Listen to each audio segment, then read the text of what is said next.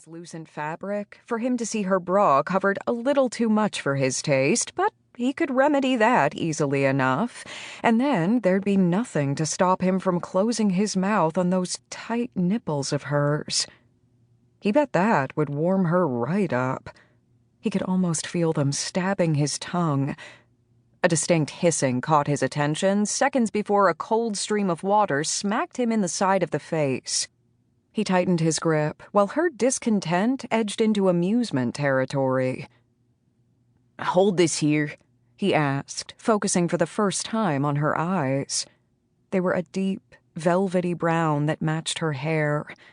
Or the top half, anyway. The strands lightened on the way down to nearly blonde tips that fell in damp waves and rested midway down her back. "I need to cut off the valve." She nodded and placed her hand over his, at which point he noticed a towel in the sink. "I tried," she said. Her voice wavered, hinting the waterworks might not be over. "It's fine," he said. She managed a small, unconvincing smile. Close enough. With some regret, he reclaimed his hand, then closed his fingers over hers to make sure her grip was secure. Then he dropped to his knees and reached in the cabinet to find the shutoff valve.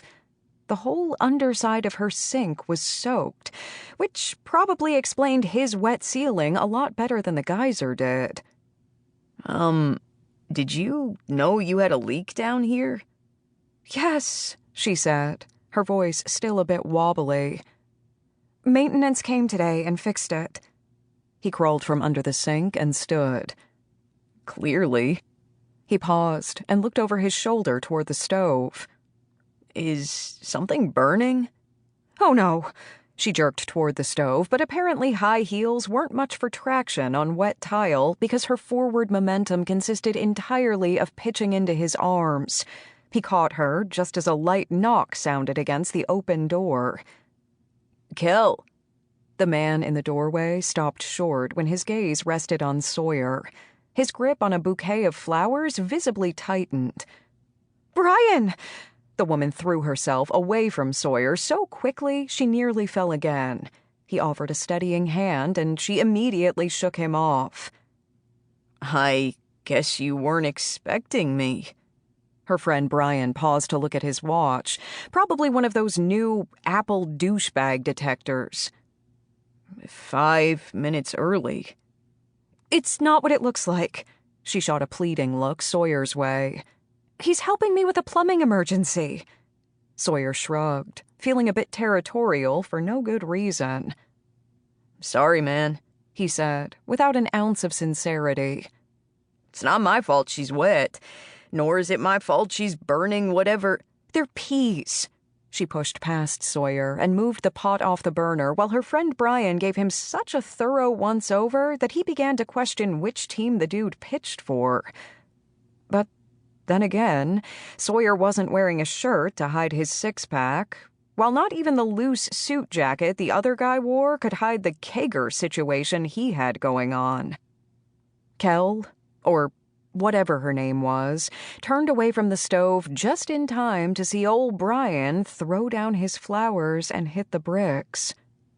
Her crushed expression killed Sawyer's grin. She took one step toward the door and her heel slipped. Before he could reach for her, she grabbed the back of a chair, steadying herself.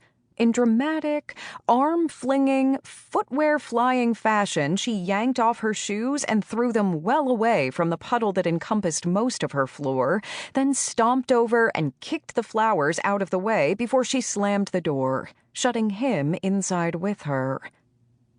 He'd been inside more women's apartments than he could count, but all of the yelling had always been sex-related. He wasn't sure what to make of this. Or of her. He knew his way around a wet woman, but not an angry one. And clothing had rarely been a factor, whereas this one seemed to want to hide herself under as much fabric as possible. Realizing something still smelled hot, Sawyer looked to the stove. She'd left the vacant burner on. He surreptitiously turned the knob and half wished he'd made it out the door before the fireworks started. "I'm sorry."